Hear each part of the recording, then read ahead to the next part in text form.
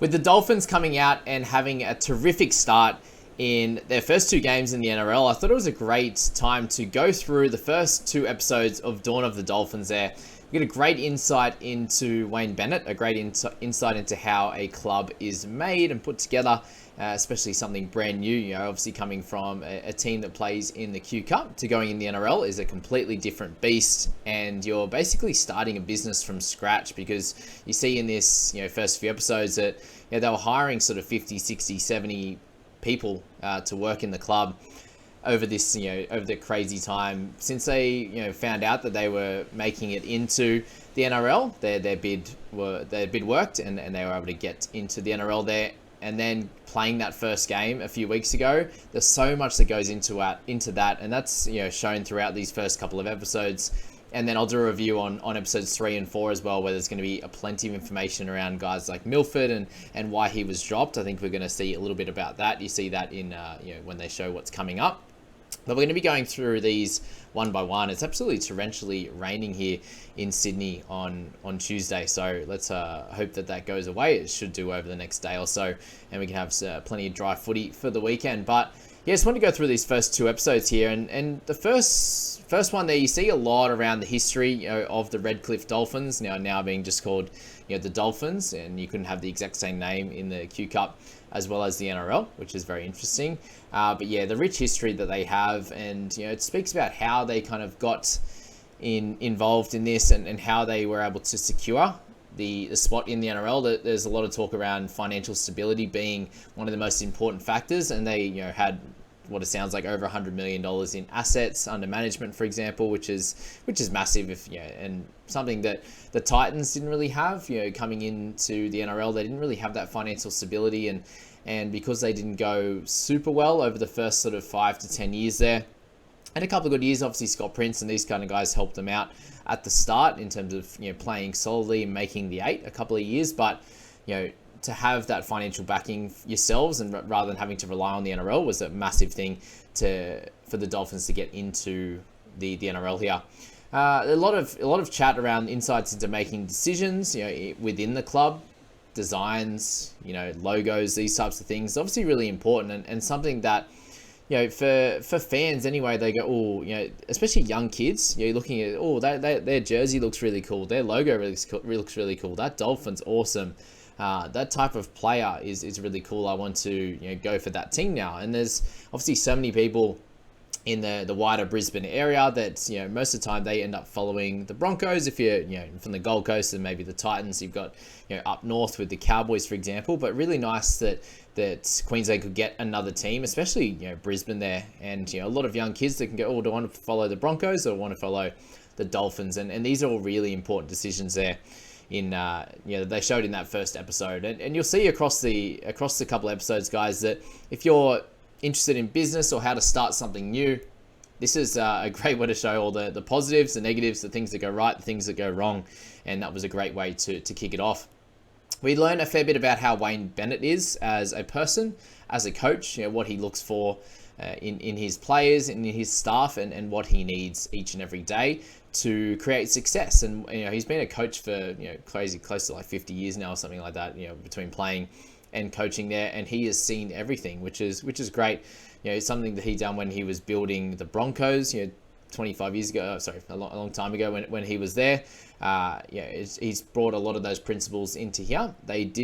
What he spoke about was a big thing there, was that they didn't go out and overpay for certain players that they didn't think could fit into a nice culture and system. You've seen over the long period of time, Broncos have been a little bit of a struggling club of recent history, but before that, it was bringing in guys that would bleed for the jersey, would do anything they can for their brothers, for their mates, to be able to go out, play hard, and do a great job for their team, and that's what Wayne is looking to build at the Dolphins within the organization, in the ownership group, the CEO, for example, and all the guys in his staff, in his assistant coaches, his player development guys, his scouting guys as well, is building that really, really well. So yeah, foundation club here. It was really important to get that right, and obviously with how they've started and sort of the types of guys that they end up picking in their sides, very evident that Wayne Bennett was behind a lot of that. what you see in there is he actually, brought all his own staff in. He said, I want this guy, if they're willing to be here, can you go and, I'll speak to them, you speak to them as well, and make sure that can go ahead. And then, you look to, how they began to build the roster. A lot of it was the same. You look at the CEO and everyone in that role there, they were really, really good at listening to Wayne and making sure that he was the one making those decisions and they could facilitate those, and just really learning from him, given he has way more experience in NRL clubs for one, but in coaching and knowing exactly what he needs to build a good club. And obviously, if you're listening to Wayne there, he speaks about, if I fail, I'm failing a lot of people within this organization, and that's something that's really rings true throughout the first few episodes, and a lot of people in these higher powers actually listening to him. You look at clubs like the Tigers, for example, and that upper management is something that seems to have failed them a lot of the time. And with this starting club with the Dolphins, that's been something that's been incredible.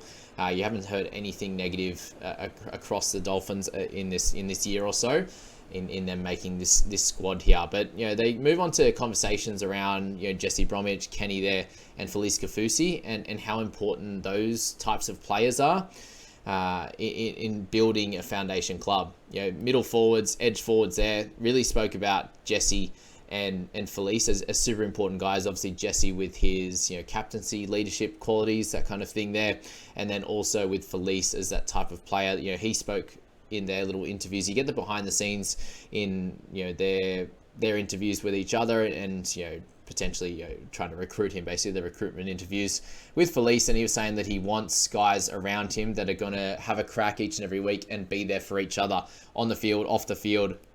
And you can see that happening in these first few weeks with how Felice has played. He's led from the front in his defense, his efforts, and that's really played across the team with all the other guys there as well.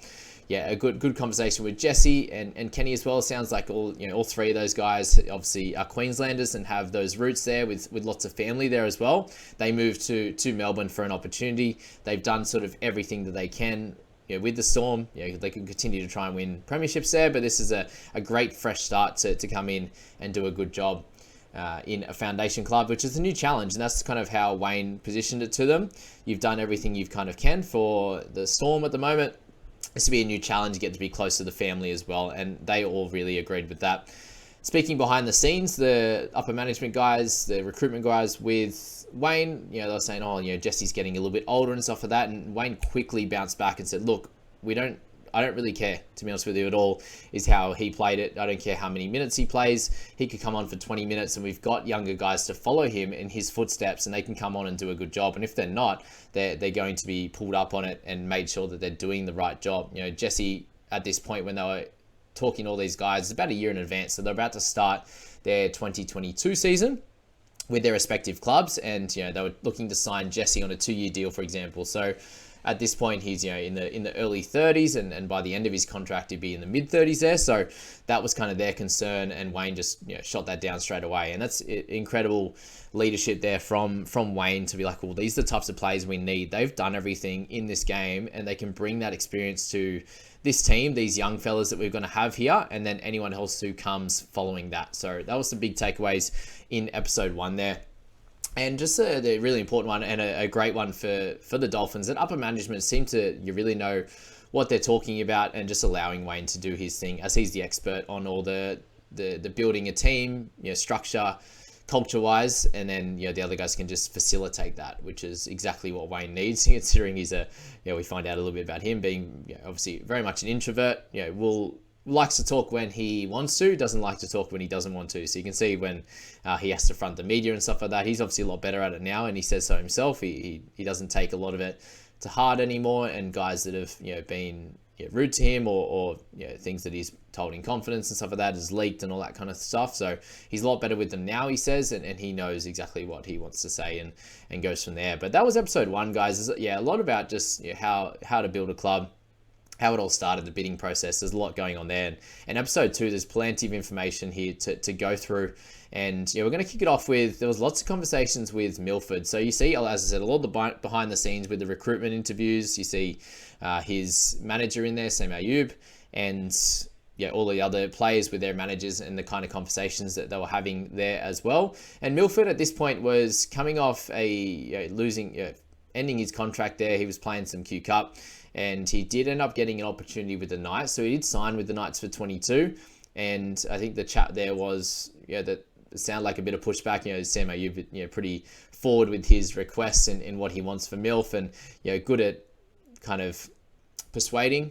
I would say would be the best word for what Ayub can do there as a player manager, and you need to be good with that. And Milf just so much up in the air with how he was playing, and could he get back to some of his good skills? And he obviously played for the Knights for a little bit in 2022, and then he did get signed with the Dolphins, and I'm not sure how much cash that would have been, but you hope it wouldn't be a large amount with what's transpired now. But the management at the Dolphins were saying, look, Sam, it's not going to be a big contract, and he was like, well, why not? Like, well, there was a lot of back and forth with that, and I think they kind of came to the conclusion that probably a 1 year deal for both parties was happy with a 1 year deal, and sort of Sam was saying, look, Milf, Anthony, if you come out and you do really well, then teams are going to be pushing, Dolphins will be pushing to sign you for an extra couple of years. So whether you get the contract with the Dolphins or you can resurrect your career and go elsewhere. That was kind of the discussion there. So it was really, really interesting, I think, with how the preseason and the first game has transpired, and they're obviously winning without him. Isaiah Katoa has had a great start to the year. But he's just seemed like really just a bit of a poor fella. Like, he just can't really get back to having that discipline. And that's why he's been dropped. And we'll speak about here now that, with Wayne there, the most important things for him are discipline and having a winning attitude. So those two things is what he's clearly based this culture, this club, this team around, is having that discipline and that winning attitude, which is, as I said, centered around the Bromwich brothers, Felice Kafusi, and guys like Ray Stone, who we'll speak about a little bit later. They absolutely love him and the type of energy, the type of work ethic he brings to this club. So those two things, and that's going to help you in life as well. There's so many things that Wayne says that's wisdom for playing sport, being a young man, or somewhere a man in your late teens to 20s and 30s, obviously your whole life, but just how important building these types of things are. He's saying if you don't have discipline, you can't grow, you can't become a better person, you can't become a better football player. And I think that's completely true in all facets of life. So that was a big thing he spoke about multiple times.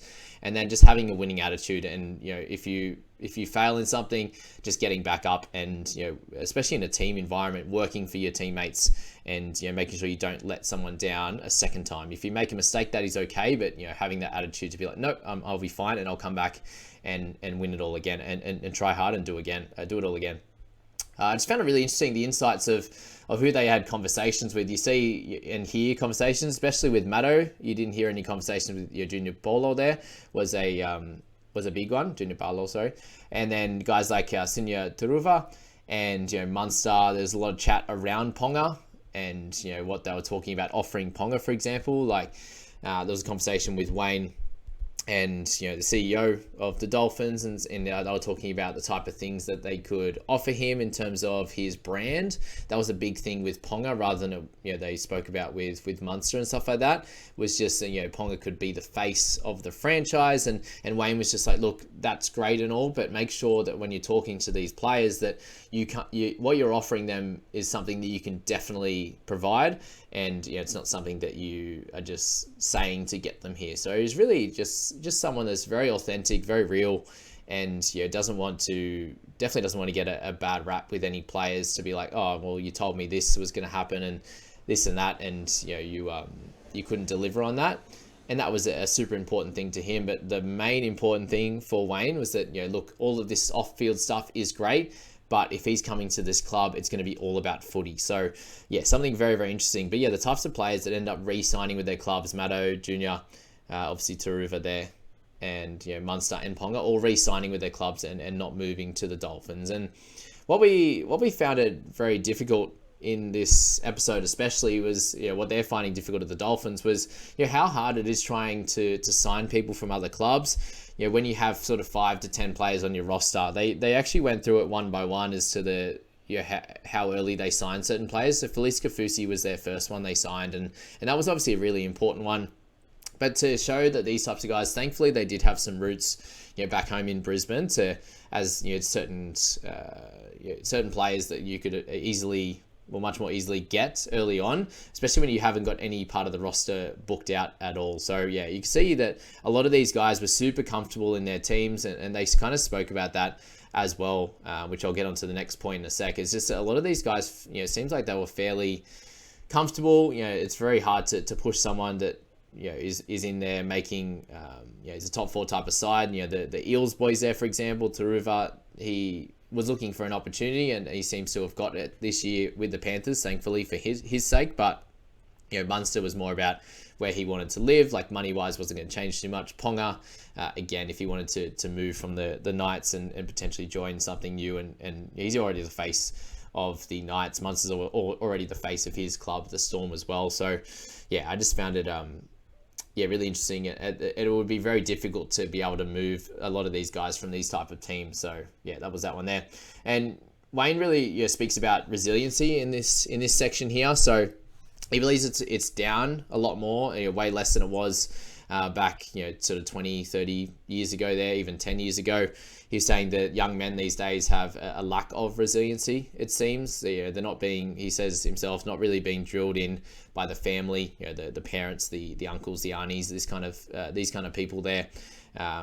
These players, they look like they really do want the success deep down, but they don't really have the resiliency to do that, which he kind of explains in here, that a lot of these players just are really comfortable in their clubs and what they've been offered. And yeah, there's a lot going down there. I'll speak about it a little bit lower as well, but he speaks about a lot of players that he feels like they're in their comfort zone, which he speaks about a little bit later in the episode there, and is something that he's not really looking for. He's finding it difficult for guys to be like, oh, I'd be happy to move and have a new bit of competition for, in their own life, something a little bit different. Guys, people obviously don't like change. They like feeling comfortable, and he feels like a lot of these stars, he may have been directing that at a few of these guys that, like Maddo and stuff, that just seemed very comfortable in a good side, getting his money, doing his job. So obviously you don't, there's no real issue with that, I suppose. If they want to do that, that's what they want to do. But yeah, he found that very interesting, and that the way he described that was very interesting as well. But seriously, the wisdom that pours out of that man's mouth is incredible. So I think everyone should watch, listen, and learn to him. Just really just how to live life. Everything when you're older seems a lot more simple than it does when you're in your teens and your 20s. So just listening and learning to that, especially if you're into sport, if you play yourself, if you are into business and just sort of, and then living your best life. I think it's a really massive insight into building a business, what you see here, in what you need to get right. Like he speaks about having all guys with the same vision, the same discipline, the same winning mentality. And, that shows if you've got everyone on the same page, then most things in life, in sport, you're going to do a great job. So I found it, really, really interesting. And he speaks about what it takes to not to fail. If they come out and select the wrong guys without that correct attitude, they spend big money on someone that's a bit of a risk, then it's not going to work out. And he speaks about, potentially not even, there was a lot of chat in this episode around, signing a marquee player, and the media was saying, oh, they haven't got one yet. They're trying to get one. Obviously, Munster, Ponga, these types of guys would have been one of those guys, like that face of the franchise type of player. And Wayne was, talking about just not focusing too much on that. We can get someone over the next few years. If we make a poor decision now, it's going to fail this organization going forward. So that was something that was really well spoken about there. Again, here was a very interesting one with just standard business issues with the website actually crashed with the demand of their membership sales at, I think it was midday on a long time ago, about 9 months ago there. Very frustrating for them, but very cool at the same time with so many people that were very interested in purchasing membership. So I believe there was about 20,000 people looking to get on that website at once, and it did crash, but they end up selling plenty. I think it was about $40,000 worth of sales of the jersey, for example, a couple of weeks later, I believe. But yeah, they sold plenty of memberships that afternoon as well, which was great. Those foundation memberships are so important to a club, getting them off the ground, getting some extra cash in there to be able to market, to expand and do lots of good things, heading into that 2023 season there as well. There's also some time in this episode and in the first one where they had their first clinics and stuff like that. Wayne was really getting involved with a lot of the kids. They had some young kids ones. They also had their first sort of Dolphins, pathways program kind of thing with their sort of 15, 16-year-olds that are going to be the future. So setting that up as well.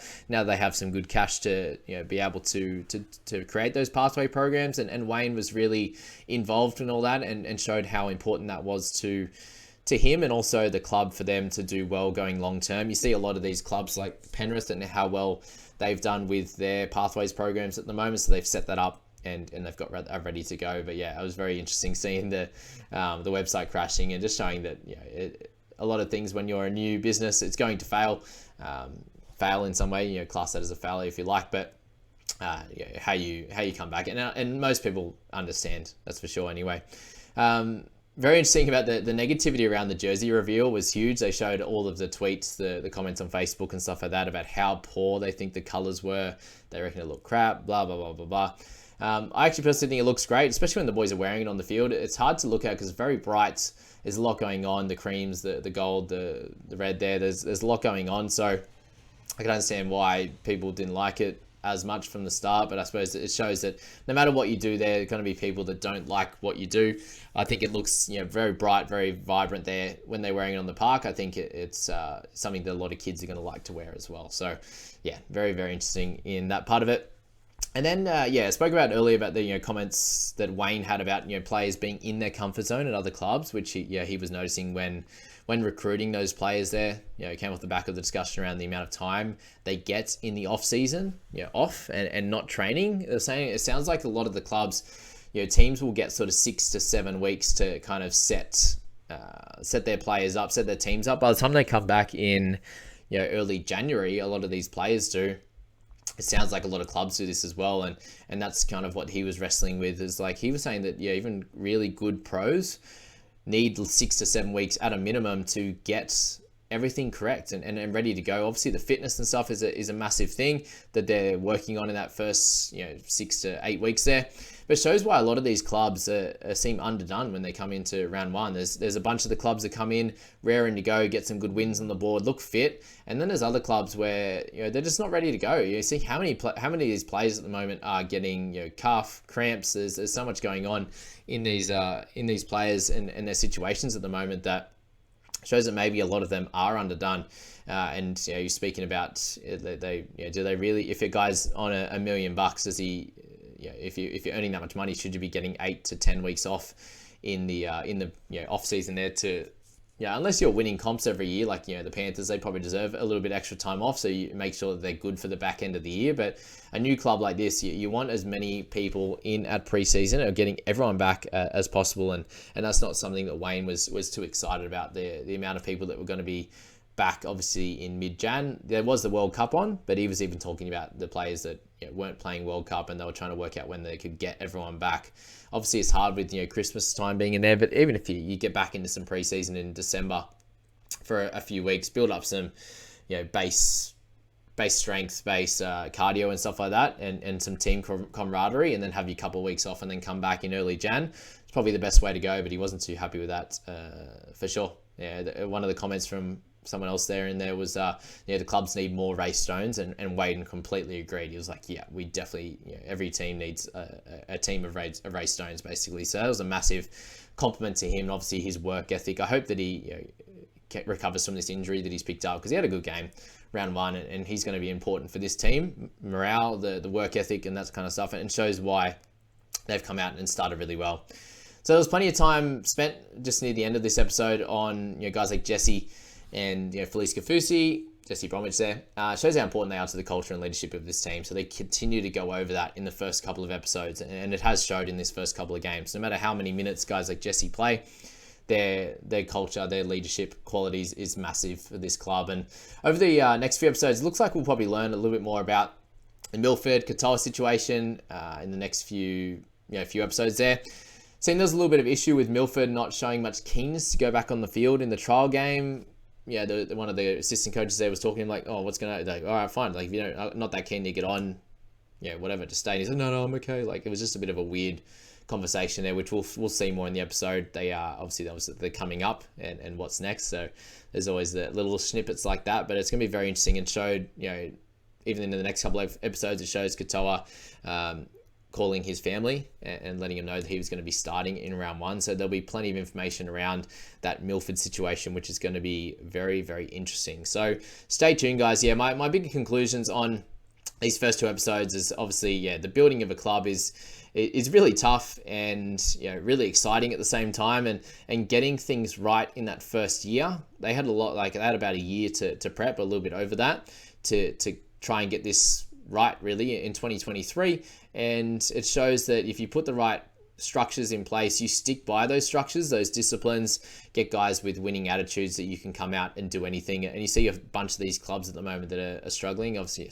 thankfully, the Knights had a great win on the weekend, but the Knights and Tigers of recent years, Titans really don't have much direction in there. You can see exactly what the Dolphins want to do with Wayne as coach, with this organization. And it's really exciting to show how businesses starting from scratch, they obviously have plenty of history as the Redcliffe Dolphins, but nothing in the NRL, can come out and really do well from day dot. Yeah, and we'll find out a little bit more over the next sort of month or so as to how the Dolphins, how it all plays out for them. But super exciting signs for them, for Wayne, and for everyone that's been hired and is involved in the Dolphins club at the moment. So I hope you enjoyed that review, guys. Let me know in the comments what you thought of that. I definitely suggest going and watching it, but if you don't have the time to it, they were about an hour and a bit episodes each. Then thank you so much for listening to this video and my insights on business, on sport there, on life there. And thank you very much. See you later.